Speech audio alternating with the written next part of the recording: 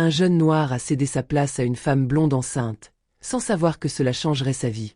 Le bus était particulièrement bondé ce matin-là, une chaleur étouffante enveloppant l'intérieur comme une couverture trop serrée. L'air stagnant rendait chaque respiration un peu plus difficile, et les odeurs mélangées de sueur, de parfums bon marché et de nourriture emballée flottaient autour de lui. Marcus, un jeune homme noir d'une vingtaine d'années, se tenait debout, accroché à une barre métallique qui tremblait légèrement à chaque secousse du bus. Ses yeux se perdaient dans les rues qui défilaient lentement derrière la vitre embuée. Il venait de finir son service de nuit dans un restaurant où il travaillait comme serveur, et une seule pensée occupait son esprit: rentrer chez lui, se reposer un peu avant de repartir pour une autre journée de travail. Son corps était épuisé par la fatigue accumulée, ses muscles tendus et douloureux. Mais son esprit, lui, ne demandait qu'à se déconnecter, à s'échapper dans le silence de sa solitude. Ce trajet en bus, qui faisait partie de sa routine quotidienne, était un moment de répit. Il n'y avait pas de voix autoritaire, pas de clients exigeants ou de clients malpolis à supporter. Ici, il pouvait se laisser absorber par ses pensées, l'esprit vagabondant, loin du tumulte de la vie qu'il menait. Les passagers autour de lui semblaient être des ombres floues, chacun enfermé dans son propre monde. L'agitation des gens, les discussions banales entre voisins de siège, les bruits de la rue qui s'immisçaient par les fenêtres ouvertes, tout cela faisait partie du décor. Marcus les entendait, mais il avait appris à ignorer ces distractions. À force de voyages dans ce même bus, il était devenu maître dans l'art de se détacher, de vivre dans sa bulle, même au cœur de la frénésie citadine. Pourtant, il n'aurait pas pu prévoir ce qui allait suivre. Le bus s'arrêta brusquement à l'une des destinations habituelles, et, comme par instinct, son regard se tourna vers l'entrée. Une silhouette se dessina dans l'encadrement de la porte, flottant presque au-dessus de la foule. Une femme blonde, les cheveux tombant en vagues légères autour de son visage pâle. Elle portait une robe légère, d'un bleu pâle, qui épousait doucement son ventre arrondi, celui d'une grossesse avancée. Il y avait quelque chose dans son allure qui attira immédiatement l'attention de Marcus. C'était un mélange de fatigue et de douceur, comme si chaque mouvement était une lutte contre la lourdeur de son propre corps. Elle monta lentement dans le bus, une main serrant la barre de sécurité, l'autre posée délicatement sur son ventre, comme pour protéger la vie qui s'y cachait. Chaque pas semblait peser plus lourd que le précédent, et Marcus remarqua la pâleur qui couvrait son visage, son souffle saccadé, la tension dans ses épaules. Il y avait quelque chose dans son regard, une vulnérabilité qu'il ne pouvait ignorer. Sans réfléchir, impulsivement, comme si un instinct profond lui dictait la conduite à tenir, Marcus se leva. Il n'hésita pas une seconde. Il se faufila parmi les passagers, évitant les regards curieux et se dirigea vers elle. Dans un geste simple mais chargé de signification, il lui céda sa place. Un acte sans prétention, mais d'une profonde gentillesse. Il n'avait rien d'autre en tête que de lui offrir une petite portion de confort dans ce monde surchargé et bruyant. Elle le regarda, surprise un instant, puis son visage se détendit. Ses lèvres esquissèrent un sourire, comme si elle venait de retrouver une étincelle d'humanité au milieu de la routine quotidienne. Elle se laissa tomber sur le siège avec un soupir de soulagement, sa main se posant sur son ventre rond avec une douceur protectrice. Les yeux de Marcus se croisèrent un instant avec les siens, et il lut dans son regard une gratitude silencieuse. « Merci beaucoup, dit-elle, sa voix douce et un peu éraillée, comme si la fatigue l'avait envahi jusqu'à l'âme. Marcus hocha la tête, un sourire modeste aux lèvres. Il n'avait pas besoin de plus. Ce geste n'était rien d'exceptionnel pour lui, c'était juste la bonne chose à faire.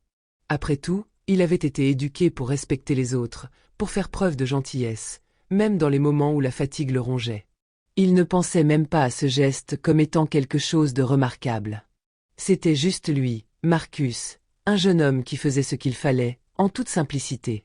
Il se remit debout, les mains dans les poches, son regard fuyant. Il n'avait pas l'habitude de recevoir des remerciements pour des actions aussi simples. C'était la manière dont il avait toujours vécu. La femme blonde, qui s'appelait Sophie, s'assit confortablement et ferma les yeux pendant un instant. Le doux balancement du bus semblait apaiser la tension dans ses muscles. Mais, avant qu'elle ne le sache, ce petit acte allait changer sa vie à jamais. Tout comme celui de Marcus. Ce geste, anodin aux yeux de la majorité, allait être le catalyseur d'un enchaînement d'événements qui les relierait bien plus qu'un simple moment de politesse. Sophie ne pouvait pas encore savoir à quel point cette rencontre aurait un impact profond sur sa propre vie. Et Marcus, quant à lui, ne se doutait pas qu'il venait de faire le premier pas vers une nouvelle voie. Une voie qui pourrait bien changer le cours de son existence de façon qu'il n'aurait jamais imaginée. Les jours passèrent. Marcus reprenait son trajet quotidien en bus, sans se souvenir de cet instant particulier où il avait cédé sa place. Mais quelque chose avait changé. Sophie, qui s'était assise à côté d'un autre passager quelques jours après l'incident, se souvint de Marcus. Elle le vit à nouveau un matin, son regard se posant sur lui alors qu'il se levait encore pour lui céder sa place. Il y avait une chaleur tranquille dans ses gestes, quelque chose qui la touchait profondément. Sophie n'était pas du genre à accorder de l'attention à de tels détails. Mais ce jeune homme, avec sa gentillesse naturelle et sa simplicité, lui donna envie de mieux comprendre qui il était. Un matin, alors qu'elle se trouvait de nouveau dans le bus, elle engagea la conversation avec lui. Elle n'avait aucune idée que cela allait être le début d'une relation qui allait bouleverser leur vie respective. « Tu sais, dit-elle, tu es vraiment quelqu'un de gentil. Pas beaucoup de gens feraient ça. » Marcus haussait les épaules, son regard détourné, un peu gêné par l'attention. « Ce n'est rien, vraiment, répondit-il modestement. C'est juste la bonne chose à faire, je suppose. » Ils continuèrent à parler pendant quelques arrêts. Sophie lui raconta qu'elle était une architecte, en congé maternité, et que cet enfant, son premier, allait bouleverser sa vie. Marcus lui expliqua qu'il travaillait dans un restaurant pour joindre les deux bouts et qu'il rêvait un jour d'ouvrir son propre café. Ils découvrirent qu'ils avaient des rêves similaires, même si leur vie était très différente. Quelques mois plus tard, après la naissance de son bébé, Sophie se retrouva à réfléchir à un projet qui avait pris forme dans son esprit, nourri par les semaines passées à observer Marcus, à comprendre ses rêves et à voir en lui un potentiel inexploité. Elle savait qu'il était talentueux, qu'il avait cette passion rare pour la cuisine, une flamme qu'il n'avait pas encore eu l'occasion de nourrir pleinement. Son rêve était de créer un lieu qui ne soit pas qu'un simple restaurant, mais un espace de rencontre, de partage, un centre où les gens se sentiraient chez eux, peu importe leur origine ou leur statut social. Sophie, qui était d'un tempérament pragmatique et ambitieuse, savait que Marcus avait ce qu'il fallait pour réussir, mais qu'il lui manquait quelque chose de fondamental, la possibilité d'investir dans un projet d'une telle envergure. Elle se souvint de l'échange qu'ils avaient eu quelques mois plus tôt, un instant simple, mais riche en humanité. Ce petit geste, céder sa place à une femme enceinte dans un bus bondé, avait été pour elle un signal qu'il y avait quelque chose de plus grand à construire ici. Elle savait qu'il ne suffirait pas seulement de le soutenir dans ses rêves, mais qu'elle pourrait l'aider à ouvrir des portes, à dépasser les limites imposées par la réalité financière. Sophie proposa donc son aide, non pas sous forme d'un simple don, mais comme un partenariat stratégique. Elle savait que Marcus ne voulait pas être vu comme quelqu'un qui vivait de la charité, mais plutôt comme un créateur, quelqu'un qui voulait bâtir quelque chose de ses propres mains. Son idée était d'aller au-delà du simple financement, de l'accompagner à chaque étape du processus. Trouver les investisseurs, créer un business plan solide, définir un concept qui se distinguerait des autres, et surtout, imaginer un restaurant où les gens n'étaient pas seulement là pour manger, mais pour s'immerger dans une expérience collective. Au départ, Marcus fut réticent.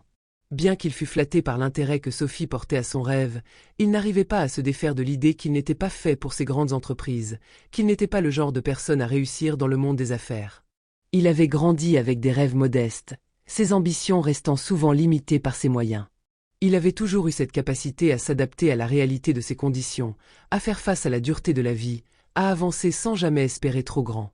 Mais au fond, il nourrissait ce rêve de toujours, posséder un restaurant, un endroit qui serait à lui, un espace où il pourrait exprimer son amour pour la cuisine, mais aussi sa vision du monde.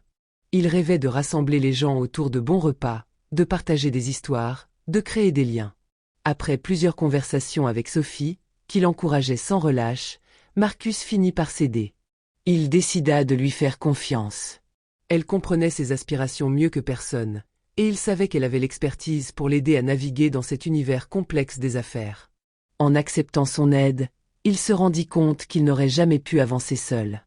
Il ne pouvait plus se permettre de se limiter à sa propre vision, il fallait qu'il franchisse cette étape, qu'il ouvre la porte à de nouvelles opportunités.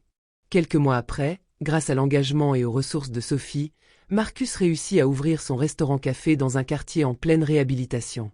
Le lieu était modeste mais accueillant, décoré de manière simple, mais chaleureuse. Le concept était unique, un espace où la cuisine fusionnait avec l'esprit communautaire.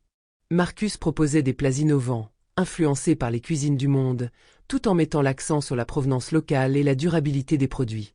Le restaurant ne se contentait pas d'être un endroit où l'on mangeait, c'était un lieu où les gens pouvaient échanger, débattre, partager des idées, un endroit où l'art culinaire rencontrait la culture, la musique et la philosophie. Rapidement, l'établissement devint un point de ralliement pour les habitants du quartier, une destination prisée des gens venus de tous horizons. Les affaires prospérèrent, non seulement en raison des délicieux repas servis, mais aussi grâce à la convivialité et l'authenticité de l'endroit. Il n'y avait pas de distinction entre les gens, tous étaient traités avec le même respect, qu'ils soient étudiants, travailleurs, artistes ou cadres supérieurs. C'était un lieu où chacun pouvait se sentir chez soi. Le succès de Marcus ne se mesura pas seulement en termes de bénéfices financiers, mais aussi dans la manière dont il avait réussi à construire un véritable réseau de soutien autour de lui. Il avait appris à s'entourer des bonnes personnes, et Sophie, fidèle à sa promesse, était toujours présente pour l'aider à prendre des décisions cruciales, l'accompagnant avec sagesse dans les moments de doute et d'incertitude. Avec le temps, leur collaboration se renforça et une amitié sincère naquit entre eux. Ils partageaient non seulement un objectif commun, mais aussi des valeurs et des aspirations similaires. Sophie n'avait jamais cherché à changer sa vie, mais en rencontrant Marcus, elle avait trouvé une nouvelle dimension à son propre parcours.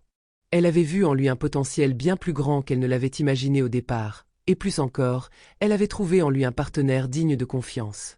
Leur relation n'était pas uniquement basée sur les affaires, mais aussi sur un respect mutuel qui grandissait avec chaque succès, chaque défi surmonté ensemble. Quant à Marcus, il n'aurait jamais imaginé qu'un simple geste céder sa place dans un bus bondé aurait été le point de départ de tout cela. Ce geste, simple et modeste, semblait insignifiant à l'époque, mais il avait en réalité ouvert une porte vers un avenir qu'il n'aurait jamais cru possible. La vie lui avait offert une chance, une opportunité inattendue, et il en avait fait un véritable tournant.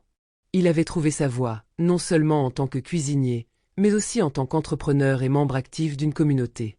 Et Sophie, bien qu'elle ait eu ses propres objectifs et rêves, comprit qu'en aidant Marcus, elle avait trouvé un moyen d'accomplir quelque chose de plus grand qu'elle-même. Elle avait appris que le véritable succès ne se mesurait pas seulement en argent ou en prestige, mais dans la capacité à construire quelque chose de durable et d'authentique avec quelqu'un d'autre.